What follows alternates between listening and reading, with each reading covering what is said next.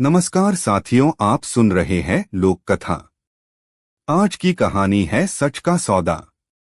विद्यार्थी परीक्षा में फेल होकर रोते हैं, सर्वज्ञाल पास होकर रोए।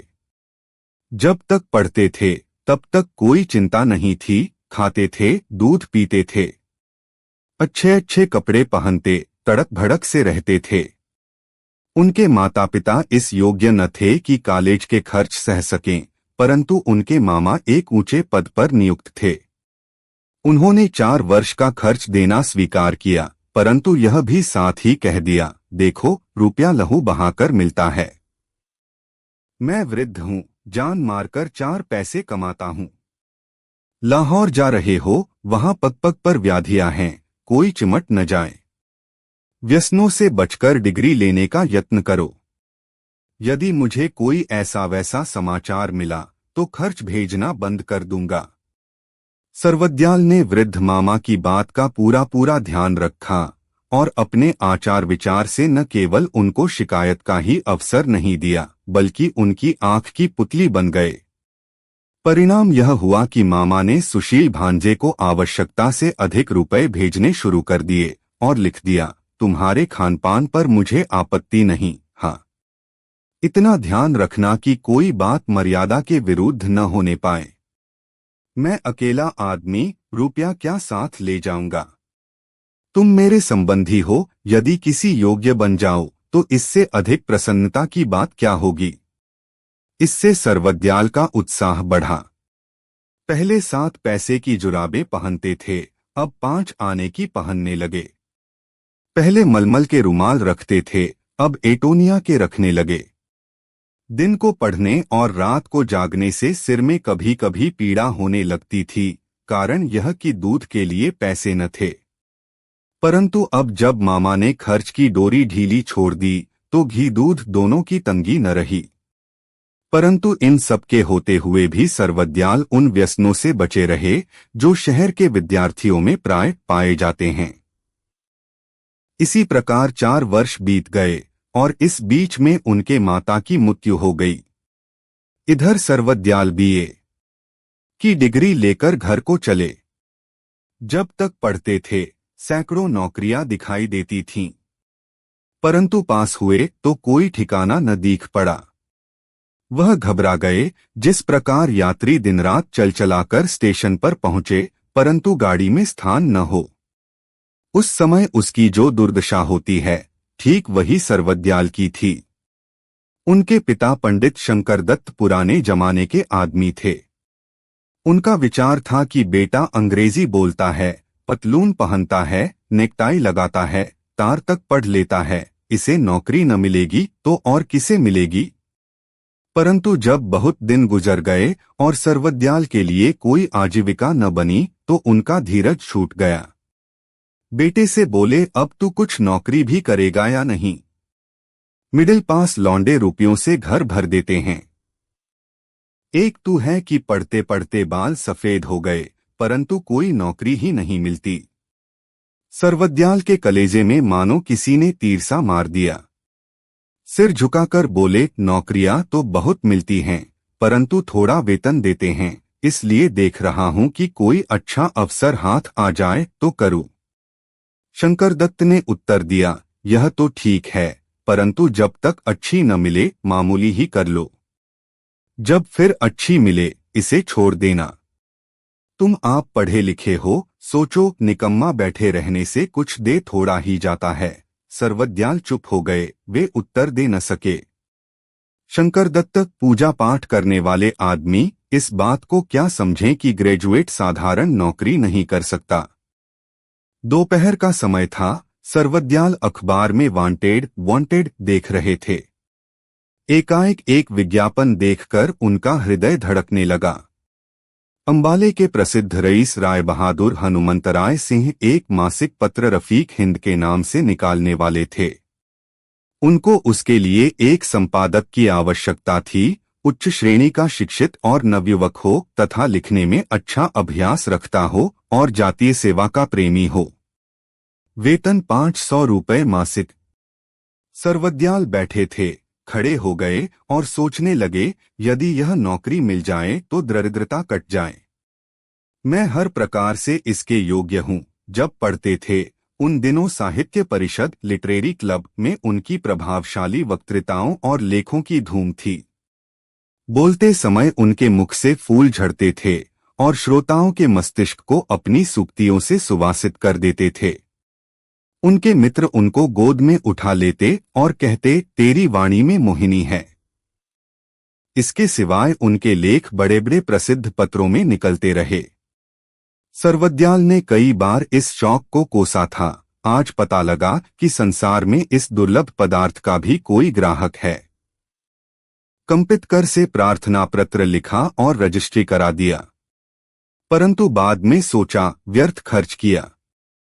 मैं साधारण ग्रेजुएट हूँ, मुझे कौन पूछेगा।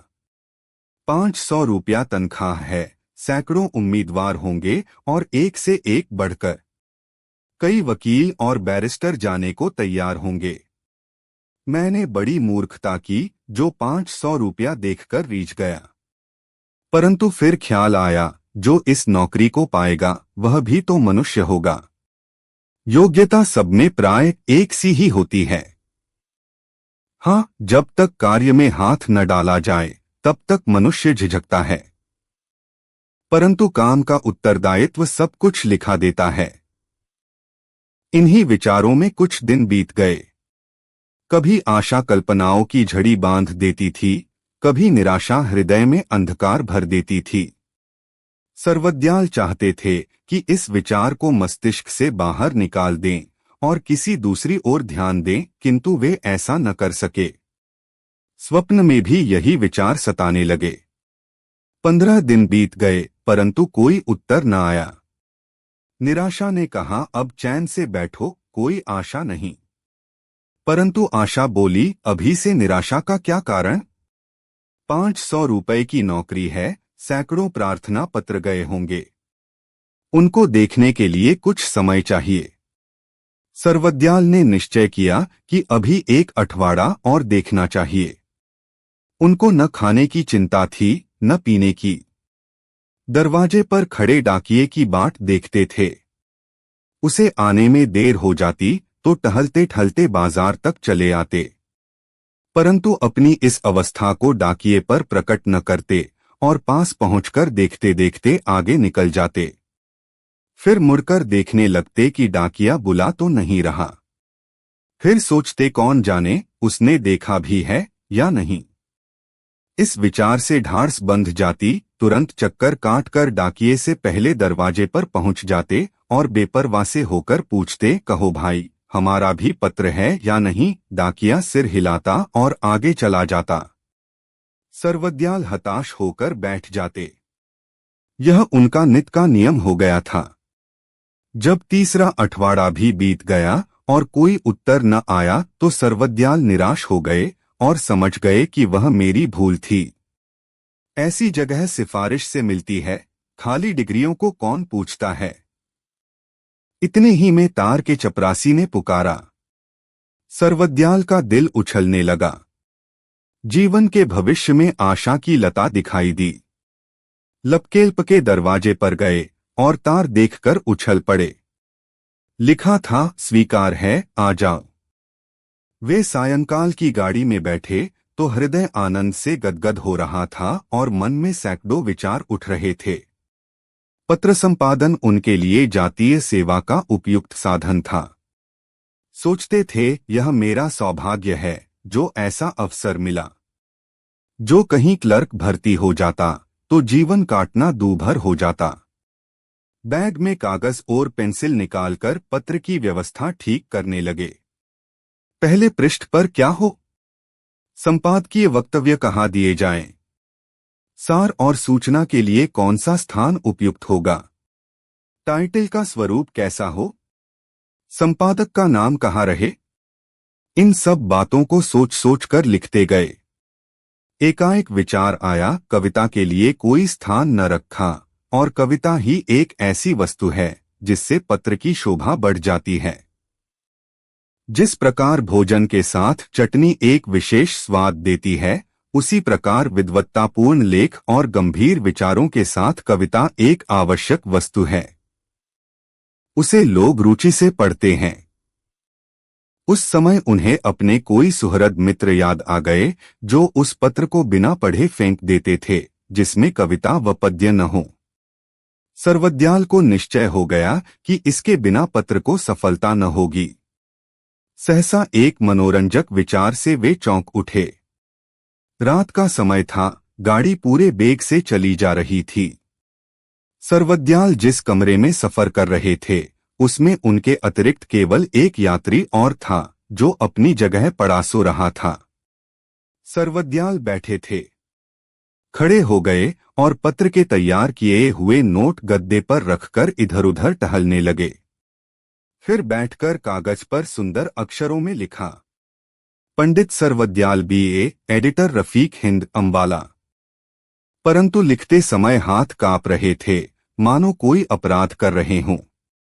यद्यपि कोई देखने वाला पास न था, तथापि उस कागज के टुकड़े को, जिससे उछापन और बालकापन छलकता था, बार बार छिपाने का यत्न करते थे, जिस प्रकार अनजान बालक अपनी छाया से डर जाता हो।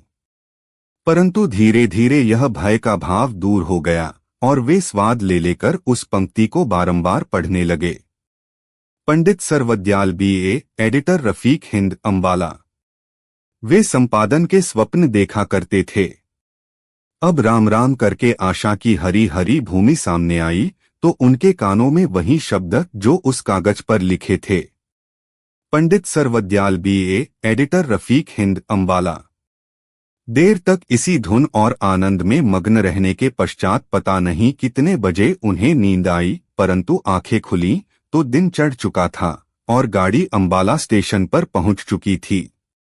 जागकर पहली वस्तु जिसका उन्हें ध्यान आया वह वही कागज का टुकड़ा, पर अब उसका कहीं पता नहीं था। सर्वदयाल का रंग उड़ गया, आंख उठाकर देखा तो सामने का यात्री जा चुका था। सर्वदयाल की छाती में किसी ने मुक्का मारा, मानो उनकी कोई आवश्यक वस्तु खो गई।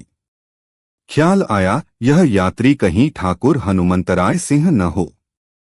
यदि हुआ और उसने मेरा उछापन देख लिया तो क्या कहेगा। इतने में गाड़ी ठहर गई। सर्वदयाल बैग लिए हुए नीचे उतरे और स्टेशन से बाहर निकले। इतने में एक नवयुवक ने पास आकर पूछा, क्या आप रावलपिंडी से आ रहे हैं? हाँ, मैं वहीं से आ रहा हूं। तुम किसे पूछते हो? ठाकुर साहब ने गाड़ी भेजी है। सर्वदयाल का हृदय कमल की नाई खिल गया। आज तक कभी बग्घी में न बैठे थे। उचक कर सवार हो गए और आसपास देखने लगे। गाड़ी चली और एक आलीशान कोठी के हाथे में जाकर रुक गई। सर्वदयाल का हृदय धड़कने लगा। कोचवान ने दरवाजा खोला और आदर से एक तरफ खड़ा हो गया। सर्वदयाल रूमाल से मुंह पोंछते हुए नीचे उतरे और बोले, ठाकुर साहब किधर हैं? कोचवान ने उत्तर में एक मुंशी को पुकारकर बुलाया और कहा, बाबू साहब रावलपिंडी से आए हैं, ठाकुर साहब के पास ले जाओ। रफीक हिंद के खर्च का ब्यौरा इसी मुंशी ने तैयार किया था, इसलिए तुरंत समझ गया कि यह पंडित सर्वदयाल हैं जो रफीक हिंद संपादन के लिए चुने गए हैं। आदर से बोला, आइए साहब। पंडित सर्वदयाल मुंशी के पीछे चले। मुंशी एक कमरे के आगे रुक गया और रेशमी पर्दा उठाकर बोला, चलिए, ठाकुर साहब बैठे हैं। सर्वदयाल का दिल धड़कने लगा। जो अवस्था निर्बल विद्यार्थी की परीक्षा के अवसर पर होती है, वही अवस्था इस समय सर्वदयाल की थी। शंका हुई कि ठाकुर साहब मेरे विषय में जो सम्मति रखते हैं वह मेरी बातचीत से बदल न जाए। फिर भी साहब करके अंदर चले गए। ठाकुर हनुमंतराय सिंह 30-32 वर्ष के सुंदर नवयुवक थे। मुस्कराते हुए आगे बढ़े और बड़े आदर से सर्वदयाल से हाथ मिलाकर बोले, आप आ गए। कहिए, राह में कोई कष्ट तो नहीं हुआ? सर्वदयाल ने धड़कते हुए हृदय से उत्तर दिया, जी नहीं। मैं आपके लेख बहुत समय से देख रहा हूं। ईश्वर की बड़ी कृपा है जो आज दर्शन भी हुए। निस्संदेह आपकी लेखनी में आश्चर्यमयी शक्ति है। सर्वद्याल पानी पानी हो गए। अपनी प्रशंसा सुनकर उनके हर्ष का वारापार न रहा, तो भी संभलकर बोले, यह आपकी कृपा है। ठाकुर साहब ने गंभीरता से कहा, यह नम्रता आपकी योग्यता के अनुकूल है, परंतु मेरी सम्मति में आप सरीखा लेखक पंजाब भर में नहीं। आप माने या न माने, समाज को आप पर गर्व है। रफीक हिंद का सौभाग्य है कि आप सा संपादक उसे प्राप्त हुआ। सर्वद्याल के हृदय में जो आशंका हो रही थी वह दूर हो गई। समझे, मैदान मार लिया। वे बात का रुख बदलने को बोले, पत्रिका कब से निकलेगी? ठाकुर साहब ने हंसकर उत्तर दिया, यह प्रश्न मुझे आपसे करना चाहिए था। उस दिन 15 फरवरी थी।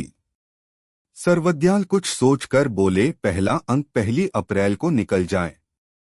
अच्छी बात है, परंतु इतने थोड़े समय में लेख मिल जाएंगे या नहीं, इस बात का विचार आप कर लीजिएगा। इसकी चिंता न कीजिए, मैं आज से ही काम आरंभ किए देता हूं। परमात्मा ने चाहा तो आप पहले ही अंक को देखकर प्रसन्न हो जाएंगे।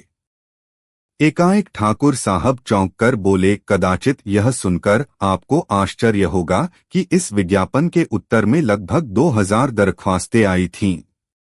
उनमें से बहुत सी ऐसी थीं जो साहित्य और लालित्य के मोतियों से भरी हुई थीं, परंतु आपका पत्र सच्चाई से भरपूर था।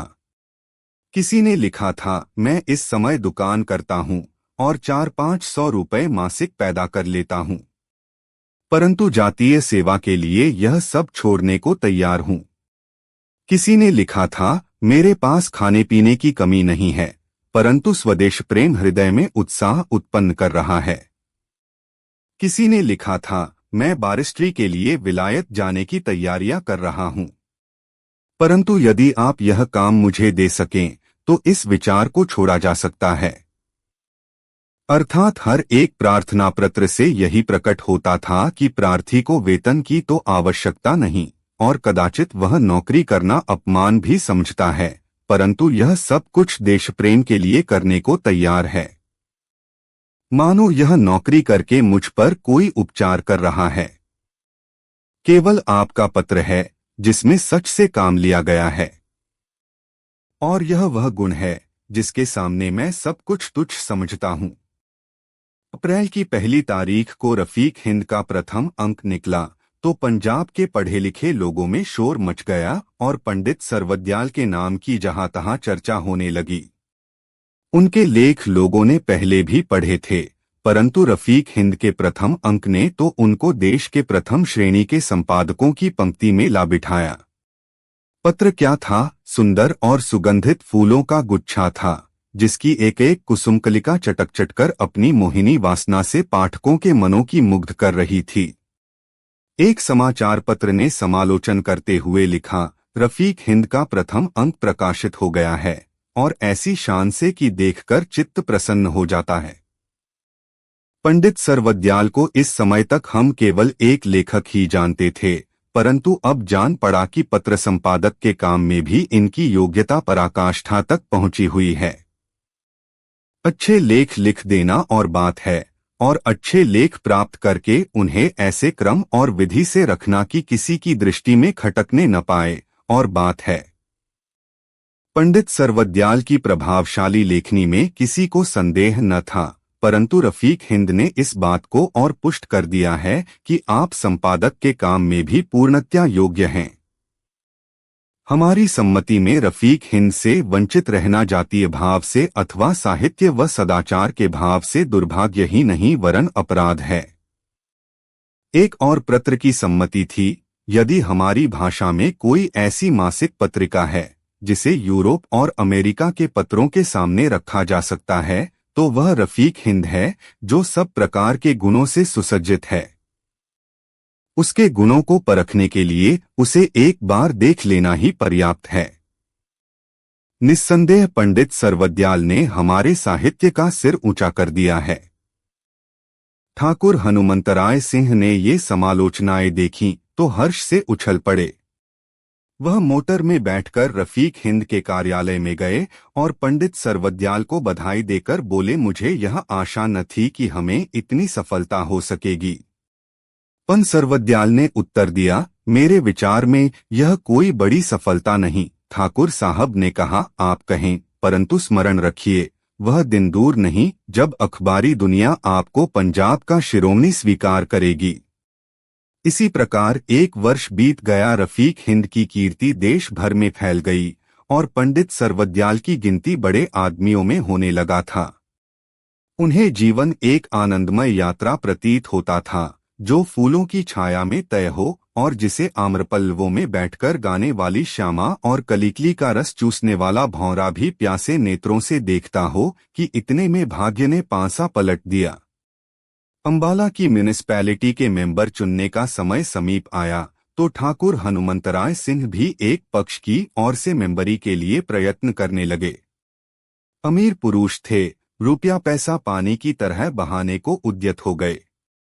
उनके मुकाबले में लाला हशमतराय खड़े हुए। हाई स्कूल के हेडमास्टर, वेतन थोड़ा लेते थे, कपड़ा साधारण पहनते थे। कोठी में नहीं वरन नगर की एक गली में उनका आवास था, परंतु जाति की सेवा के लिए हर समय उद्यत रहते थे। उनसे पंडित सर्वदयाल की बड़ी मित्रता थी। उनकी इच्छा न थी कि इस झंझट में पड़े, परंतु सुहृद मित्रों ने जोर देकर उन्हें खड़ा कर दिया। पंडित सर्वदयाल ने सहायता का वचन दिया। ठाकुर हनुमंतराय सिंह जातीय सेवा के अभिलाषी तो थे, परंतु उनके वचन और कर्म में बड़ा अंतर था। उनकी जातीय सेवा व्याख्यान झाड़ने, लेख लिखने और प्रस्ताव पास कर देने तक ही सीमित थी। इससे परे जाना वे अनावश्यक ही न समझते, बल्कि स्वार्थ सिद्ध होता तो अपने बच्चे के विरुद्ध भी कार्य करने से न झिझकते थे। इस बात से पंडित सर्वदयाल भली भांति परिचित थे। इसलिए उन्होंने अपने मन में निश्चय कर लिया कि परिणाम चाहे कैसा ही बुरा क्यों न हो, ठाकुर साहब को मेंबर न बनने दूंगा। इस पद के लिए वे लाला हशमतराय ही को उपयुक्त समझते थे। रविवार का दिन था। पंडित सर्वदयाल का भाषण सुनने के लिए सहस्त्रों लोग एकत्र हो रहे थे। विज्ञापन में व्याख्यान का विषय म्युनिसिपल इलेक्शन था। पंडित सर्वदयाल क्या कहते हैं, यह जानने के लिए लोग अधीर हो रहे थे। लोगों की आंखें इस ताक में थी कि देखें पंडित जी सत्य को अपनाते हैं या झूठ की ओर झुकते हैं, न्याय का पक्ष लेते हैं या रुपए का। इतने में पंडित जी प्लेटफार्म पर आए। हाथों ने तालियों से स्वागत किया। कान प्लेटफार्म की ओर लगाकर सुनने लगे। पंडित जी ने कहा, मैं यह नहीं कहता कि आप अमुक मनुष्य को अपना वोट दें, किंतु इतना अवश्य कहता हूं कि जो कुछ करें समझ सोच कर करें। यह कोई साधारण बात नहीं कि आप बेपरवाही से काम लें और चाय की प्यालियों पर, बिस्कुट की तश्तरियों पर और तांगे की सैर पर वोट दे दें, अथवा जाति बिरादरी व साहूकार ठाठ बाट पर लट्टू हो जाए। प्रत्युत इस वोट का अधिकारी वह मनुष्य है जिसके हृदय में करुणा तथा देश और जाति की सहानुभूति हो, जो जाति के साधारण और छोटे लोगों में घूमता हो और जाति को ऊंचा उठाने में रात दिन मग्न रहता हो, जो प्लेग और हैजे के दिनों में रोगियों की सेवा शुश्रूषा करता हो और अकाल के समय कंगालों की सांत्वना देता हो, जो सच्चे अर्थों में देश का हितैषी हो और लोगों को हार्दिक विचारों को स्पष्टतया प्रकट करने और उनके समर्थन करने में निर्भय और पक्षपात रहित हो। ऐसा मनुष्य निर्धन होने पर भी चुनाव का अधिकारी है, क्योंकि ये ही भाव उसके भविष्य में उपयोगी सिद्ध होने के प्रमाण हैं। ठाकुर हनुमंतराय सिंह को पूरा विश्वास था कि पंडित जी उनके पक्ष में बोलेंगे, परंतु व्याख्यान सुनकर उनके तन में आग लग गई। कुछ मनुष्य ऐसे भी थे जो पंडित जी की लोकप्रियता देखकर उनसे जलते थे। उनको मौका मिल गया। ठाकुर साहब के पास जाकर बोले, यह बात क्या है जो वह आपका अन्न खाकर आप ही के विरुद्ध बोलने लग गया। ठाकुर साहब ने उत्तर दिया, मैंने उसके साथ कोई बुरा व्यवहार नहीं किया। जाने उसके मन में क्या समाई है। एक आदमी ने कहा, कुछ घमंडी है। ठाकुर साहब ने जोश में आकर कहा, मैं उसका घमंड तोड़ दूंगा। कुछ देर बाद पंडित सर्वदयाल बुलाए गए। वे इसके लिए पहले ही से तैयार थे। उनके आने पर ठाकुर साहब ने कहा, क्यों पंडित जी, मैंने क्या अपराध किया है?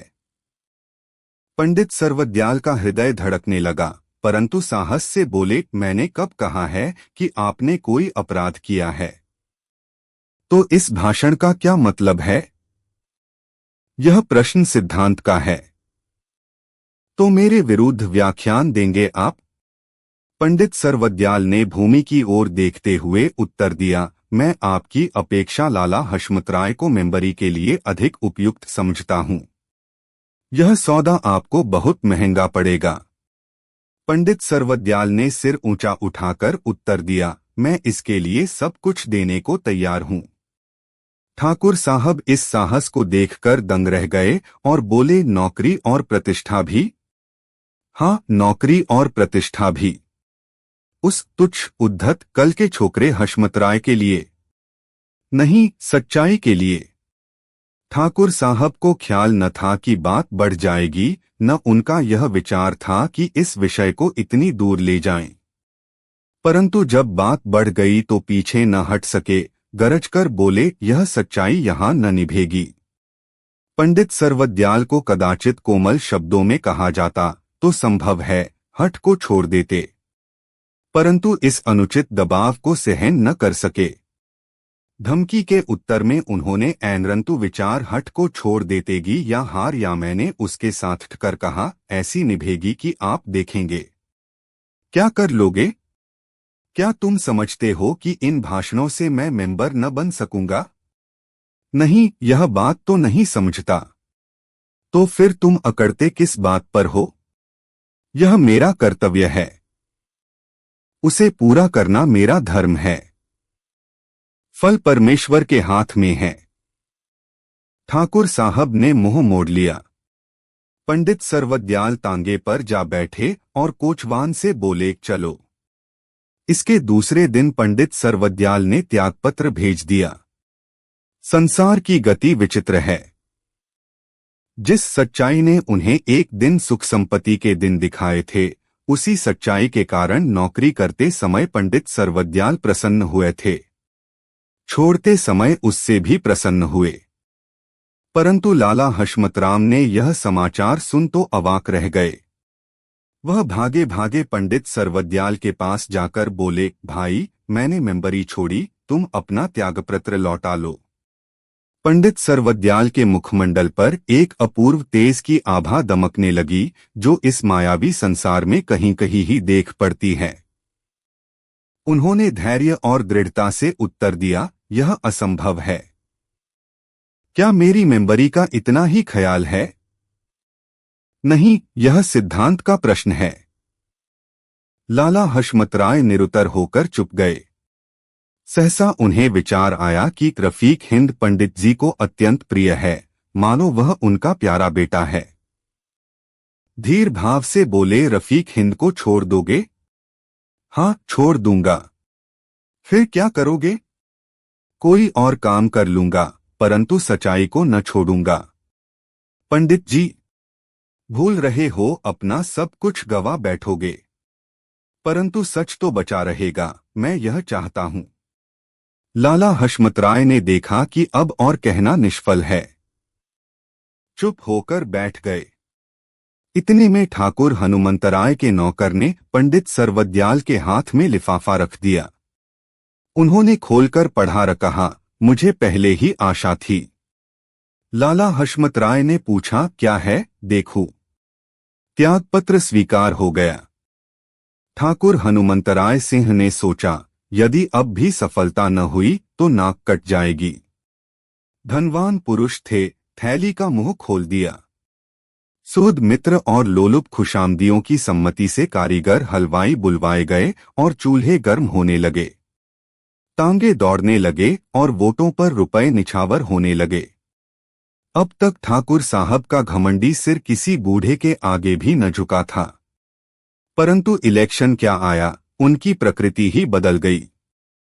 अब कंगाल से कंगाल आदमी भी मिलता तो मोटर रोक लेते और हाथ जोड़कर नम्रता से कहते, कोई सेवा हो तो आज्ञा दीजिए, मैं दास हूँ। कदाचित ठाकुर साहब का विचार था कि लोग इस प्रकार वश में हो जाएंगे, परंतु यह उनकी भूल थी। हाँ, जो लालची थे वे दिनरात ठाकुर साहब के घर मिठाइयाँ उड़ाते थे और मन में प्रार्थना करते थे कि काश गवर्नमेंट नियम बदल दे और इलेक्शन हर तीसरे महीने हुआ करे। परंतु लाला हशमतराय की ओर से न तो तांगा दौड़ता था न लड्डू बंटते थे। हाँ, 2-4 सभाएं अवश्य हुई जिनमें पंडित सर्वदयाल ने धारा प्रवाह व्याख्यान दिए और प्रत्येक रूप से यह सिद्ध करने का यत्न किया कि लाला हशमतराय से बढ़कर मेंबरी के लिए और कोई आदमी योग्य नहीं। इलेक्शन का दिन आ पहुंचा। ठाकुर हनुमंतराय सिंह और लाला हशमतराय दोनों के हृदय धड़कने लगे, जिस प्रकार परीक्षा का परिणाम निकलते समय विद्यार्थी अधीर हो जाते हैं। दोपहर का समय था, पर्चियों की गिनती हो रही थी। ठाकुर हनुमंतराय के आदमी फूलों की मालाएं, विक्टोरिया बैंड और आतिशबाजी के गोले लेकर आए थे। उनको पूरा पूरा विश्वास था कि ठाकुर साहब मेंबर बन जाएंगे और विश्वास का कारण भी था क्योंकि ठाकुर साहब का 25,000 उठ चुका था। परंतु परिणाम निकला तो उनकी तैयारियां धरी-धराई रह गईं। लाला हशमतराय के वोट अधिक थे। इसके 15वें दिन पंडित सर्वदयाल रावलपिंडी को रवाना हुए। रात्रि का समय था, आकाश तारों से जगमगा रहा था। इसी प्रकार की रात्रि थी जब वे रावलपिंडी से अंबाले को आ रहे थे। किंतु इस रात्रि और उस रात्रि में कितना अंतर था। तब हर्ष से उनका चेहरा लाल था, आज नेत्रों से उदासी टपक रही थी। भाग्य की बात, आज सूट भी वही पहना हुआ था जो उस दिन था। उसी प्रकार कमरा खाली था और एक मुसाफिर एक कोने में पड़ा सो रहा था। पंडित सर्वदयाल ने शीत से बचने के लिए हाथ जेब में डाला तो कागज का एक टुकड़ा निकल आया। देखा तो वही कागज था जिसे वर्ष पहले उन्होंने बड़े चाव से लिखा था। पंडित सर्वदयाल बीए, एडिटर रफीक हिंद, अंबाला। उस समय इसे देखकर आनंद की तरंगे उठी थीं, आज शोक आ गया। उन्होंने इसके टुकड़े टुकड़े कर दिए और कंबल ओढ़कर लेट गए, परंतु नींद न आई। कैसी शोकजनक और हृदयद्रावी घटना है कि जिसकी योग्यता पर समाचार पत्रों के लेख निकलते हों, जिसकी वक्ताओं पर वग्मिता निछावर होती हो, जिसका सत्य स्वभाव अटल हो, उसको आजीविका चलाने के लिए केवल 500 रुपए की पूंजी से दुकान करनी पड़े। निस्संदेह यह सभ्य समाज का दुर्भाग्य है। पंडित सर्वदयाल को दफ्तर की नौकरी से घृणा थी और अब तो वे 1 वर्ष एडिटर की कुर्सी पर बैठ चुके थे। हम और हमारी सम्मति का स्वाद चख चुके थे, इसलिए किसी नौकरी को मन न मानता था। कई समाचार पत्रों में प्रार्थना पत्र भेजे, परंतु काम न मिला। विवश होकर उन्होंने दुकान खोली, परंतु दुकान चलाने के लिए जो चालें चली जाती हैं, जो झूठ बोले जाते हैं, जो अधिक से अधिक मूल्य बताकर उसको कम से कम कहा जाता है, इससे पंडित सर्वदयाल को घृणा थी। उनको मान इस बात का था कि मेरे यहाँ सच का सौदा है, परंतु संसार में इस सौदे के ग्राहक कितने हैं। उनके पिता उनसे लड़ते थे, झगड़ते थे। पंडित सर्वदयाल यह सब कुछ सहन करते थे और चुपचाप जीवन के दिन गुजारते जाते थे। उनकी आय इतनी न थी कि पहले की तरह तड़क भड़क से रह सकें। इसलिए न कॉलर नेकटाई लगाते थे, न पतलून पहनते थे। बालों में तेल डाले महीनों बीत जाते थे, परंतु उन्हें कोई चिंता न थी। घर में गाय रखी हुई थी, उसके लिए चारा काटते थे, सानी बनाते थे। कहार रखने की शक्ति न थी, आठ कुएं से पानी भी आप लाते थे। उनकी स्त्री चरखा काटती थी, कपड़े सीती थी और घर के अन्य कामकाज करती थी और कभी कभी लड़ने भी लगती थी, परंतु सर्वदयाल चुप रहते थे। प्रातःकाल का समय था। पंडित सर्वदयाल अपनी दुकान पर बैठे रफीक हिंद का नवीन अंक देख रहे थे।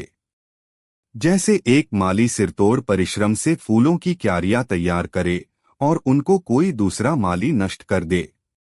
इतने में उनकी दुकान के सामने एक मोटर कार आकर रुकी और उसमें से ठाकुर हनुमंतराय सिंह उतरे। पंडित सर्वदयाल चौंक पड़े। ख्याल आया, आंखें कैसे मिलाऊंगा। एक दिन वह था कि इनमें प्रेम का वास था, परंतु आज उसी रुथान पर लज्जा का निवास है। ठाकुर हनुमंतराय ने पास आकर कहा, आहा, पंडित जी बैठे हैं। बहुत देर के बाद दर्शन हुए। कहिए क्या हाल है। पंडित सर्वदयाल ने धीरज से उत्तर दिया, अच्छा है, परमात्मा की कृपा है। यह दुकान अपनी है क्या? जी हाँ। कब खोली? 8 मास के लगभग हुए हैं। ठाकुर साहब ने उनको चुभती हुई दृष्टि से देखा और कहा, यह काम आपकी योग्यता के अनुकूल नहीं है। पंडित सर्वदयाल ने बेपरवाही से उत्तर किया, संसार में बहुत से मनुष्य ऐसे हैं जिनको वह करना पड़ता है जो उनके योग्य नहीं होता। मैं भी उनमें से एक हूं।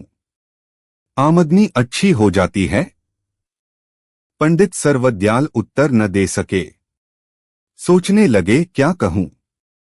वास्तव में बात यह थी कि आमदनी बहुत ही थोड़ी थी, परंतु इस सच्चाई को ठाकुर साहब के सम्मुख प्रकट करना उचित न समझा। जिसके सामने एक दिन गर्व से सिर ऊंचा किया था और मान प्रतिष्ठा को पांव से ठुकरा दिया था। मानो मिट्टी तुच्छ ढेला हो, उनके सामने पश्चाताप न कर सके और यह कहना उचित न जान पड़ा कि हालत खराब है। सहसा उन्होंने सिर ऊंचा किया और धीर भाव से उत्तर दिया, निर्वाह हो रहा है। ठाकुर साहब दूसरे के हृदय को भाप लेने में बड़े चतुर थे। इन शब्दों से बहुत कुछ समझ गए। सोचने लगे, कैसा सूरमा है जो जीवन के अंधकारमय क्षणों में भी सुमार्ग से इधर उधर नहीं हटता। चोट पर चोट पड़ती है, परंतु हृदय सच के सौदे को नहीं छोड़ता। ऐसे ही पुरुष हैं जो विपत्ति की तेज नदी में सिंह की नाई सीधे तैरते हैं और अपनी आन पर धन और प्राण दोनों को निछावर कर देते हैं। ठाकुर साहब ने जोश से कहा, आप धन्य हैं। पंडित सर्वदयाल अभी तक यही समझे हुए थे कि ठाकुर साहब मुझे जलाने के लिए आए हैं, परंतु इन शब्दों से उनकी शंका दूर हो गई। अंधकारावृत आकाश में किरण चमक उठी। उन्होंने ठाकुर साहब के मुख की ओर देखा। वहां धीरता, प्रेम और लज्जा तथा पश्चाताप का रंग झलकता था। आशा ने निश्चय का स्थान लिया। सकुचाए हुए बोले, यह आपकी कृपा है। मैं तो ऐसा नहीं समझता। ठाकुर साहब अब न रह सके। उन्होंने पंडित सर्वदयाल को गले से लगा लिया और कहा, मैंने तुम पर बहुत अन्याय किया है, मुझे क्षमा कर दो। रफीक हिंद को संभालो, आज से मैं तुम्हें छोटा भाई समझता हूं। परमात्मा करे तुम पहले की तरह सच्चे, विश्वासी, न्यायप्रिय और दाढ़ा बने रहो, मेरी यही कामना है। पंडित सर्वदयाल अवाक रह गए। वे समझ न सके कि ये सच है। सचमुच ही भाग्य ने फिर पलटा खाया है। आश्चर्य से ठाकुर साहब की ओर देखने लगे। ठाकुर साहब ने कथन को जारी रखते हुए कहा, मैंने हजारों मनुष्य देखे हैं जो कर्तव्य और धर्म पर दिनरात लेक्चर देते नहीं थकते, परंतु जब परीक्षा का समय आता है तो सब कुछ भूल जाते हैं। एक तुम हो जिसने इस जादू पर विजय प्राप्त की है। उस दिन तुमने मेरी बात रद्द कर दी, लेकिन आज यह न होगा। तुम्हारी दुकान पर बैठा हूं, जब तक हाँ न कहोगे तब तक यहां से नहीं हिलूंगा। पंडित सर्वदयाल की आंखों में आंसू झलकने लगे। गर्व ने गर्दन झुका दी। तब ठाकुर साहब ने 100 के 10 नोट बटुए में से निकालकर उनके हाथ में दिए और कहा, यह तुम्हारे साहस का पुरस्कार है, तुम्हें इसे स्वीकार करना होगा। पंडित सर्वदयाल अस्वीकार न कर सके। ठाकुर हनुमंतराय जब मोटर में बैठे तो पुलकित नेत्रों में आनंद का नीर झलकता था, मानो कोई निधि हाथ लग गई हो। उनके साथ एक अंग्रेज मित्र बैठा था। उसने पूछा, वेल ठाकुर साहब, इस दुकान में क्या था तुम देर खड़ा मांगता? वह चीज जो किसी भी दुकान पर नहीं। कौन सा? सच का सौदा। परंतु अंग्रेज इससे कुछ न समझ सका। मोटर चलने लगी। आपने कहानी सुनी, इसके लिए आपका बहुत बहुत धन्यवाद, और आपने सब्सक्राइब किया, इसके लिए मैं हृदय से बहुत बहुत आभारी हूँ।